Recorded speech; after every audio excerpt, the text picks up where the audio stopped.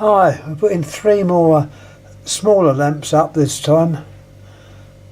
The first one I possibly picked up at the Wimbledon boot sale a few years ago.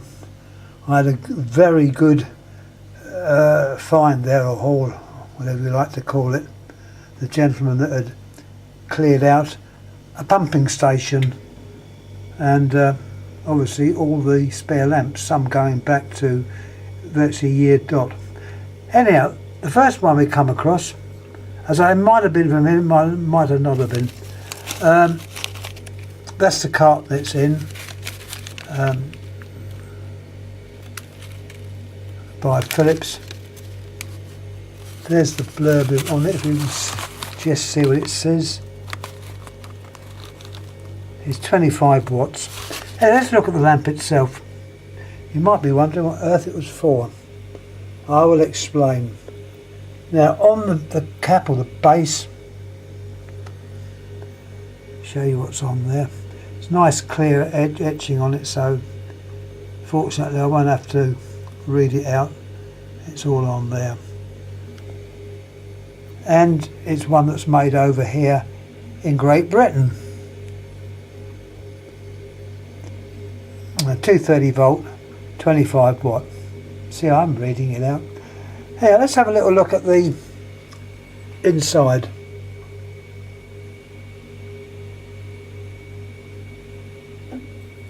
It's got a nice filament arrangement. It's what you would call a rough service filament. That means it's fairly long, well supported, and this one is both those, long and well supported. You might be wondering, what earth is it for? Well, let's have a look at the front, see what it says, see if I got it round the right way. This is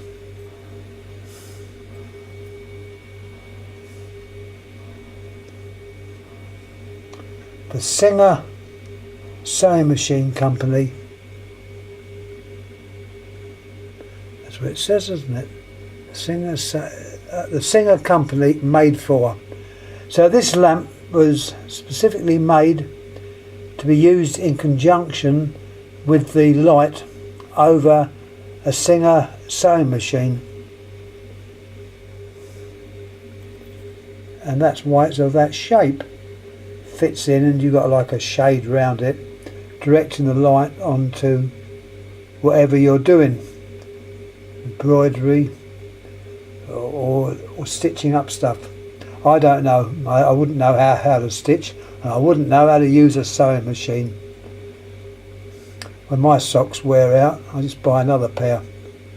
Anyhow, that's the first lamp. You can see the lamp. I think I missed taking a length of that other lamp I just put up, but it's a similar length to the original one I put up, that Siemens one. That's about 2 inches long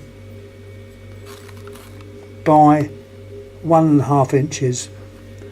So it's a nice, well-made lamp. I don't know the year when. Well, I can tell you. If my mate's out there, he'll probably look at it and say, I know when that was made. There is a code on there. O with a little dot in the middle, H4. Knowing him, he'll probably tell me what factory it was made in and what the person who made it had for lunch. He does know his stuff as regards dating stuff and knowing various factories, which I think is good. So thank you, Alec. If you can do that, I'd be very, very grateful. Now let's have a look at another Continental lamp. Well, that one wasn't a Continental one, but this one I think is quite old.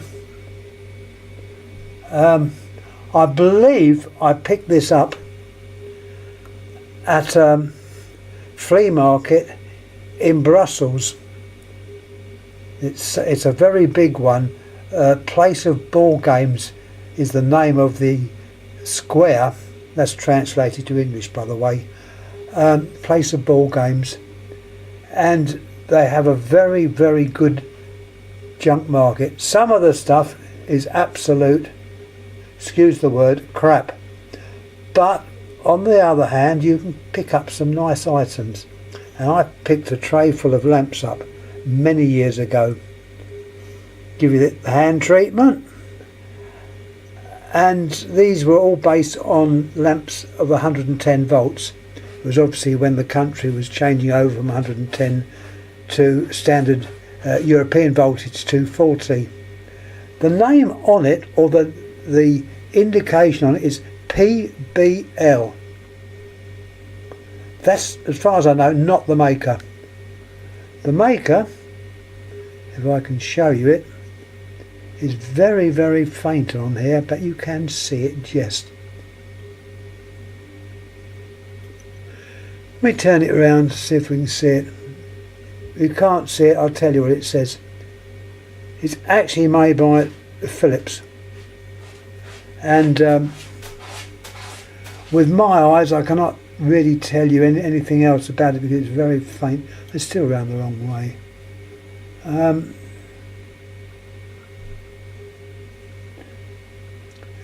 Not even clear what the voltage is, but if it's the one that came from Belgium, it will be on 110 volt range. Well, there's the lamp. The filament is quite interesting. It's a rough service type filament again. If the camera picks it up okay, all well and good. I'm trying to get it on there so you can see the actual filament. You can see the base is old with that arrangement at the end with that sort of bulbous piece coming out, so it's quite old. I don't know the age. If anyone's got any ideas, you know, they probably have. I'm sorry I can't give you any code numbers, Alec, to work on. You might have an idea though. Give it the hand treatment. There we are. Nice little lamp. Now, last one of this batch, we've got a lamp made in England, and this was made by a company called Crompton, and the name is written like they used to on their lamps. And going back a few years, their name was always written Crompton. I don't know when they stopped doing that, because now it's just under the name Crompton, just normal lettering. But as you can see, it's 115 volts, 20 watts. So it's a relatively low voltage lamp, possibly used in emergency lightings. What you do notice on the cap is the broad arrow, and that broad arrow means it's government or the forces, something to do with government control, and that's called a broad arrow. The code number is 996.2223. Somewhere you'll probably be able to look that number up. I haven't tried that, but it's amazing what you can find if you Google things. They say you put my name on Google, it goes mad. I don't know why, but it does. There we are. There's the lamp. Did I show you the filament? No, there's the filament. Once again, it's a rough service type filament. Normally a filament that is long, single coil and well supported is what you would call a rough service filament.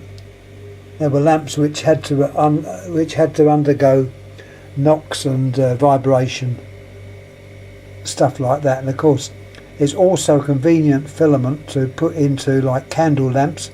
Some of the older candle lamps had this type of filament. The modern ones are not so interesting. I gave my mate one which would normally see it as a coil core filament. The one I've let him have is a single coil. I think it's about 60 watts, single coil. But normally the moderner ones have got a coil filament. But the older ones, yep, they had a rough service type filament. Anyhow, I'm going to shut up. I've been talking far too long. You're probably all gone back to sleep. I couldn't lay in today. My pussycats woke me up, and I had to get up. And I thought, yeah, I'll do me some videos. And I've also got to do another box of lamps for my dear friend who I shall be taking across to the continent, assuming we still can. This bloody Brexit thing, it's a wonder they don't build a blinking wall to keep us all in over here. Terrible state of affairs. Anyhow, sorry about the politics, but I do feel strongly about that. It should remain as it was. Any comments about that is greatly received. But yeah, I do feel strong about it. We should not leave, we should remain. Anyhow, end of my political broadcast. And thanks again for watching. Any comments please make, and I'll try and get back to you. Thanks again. Thank you.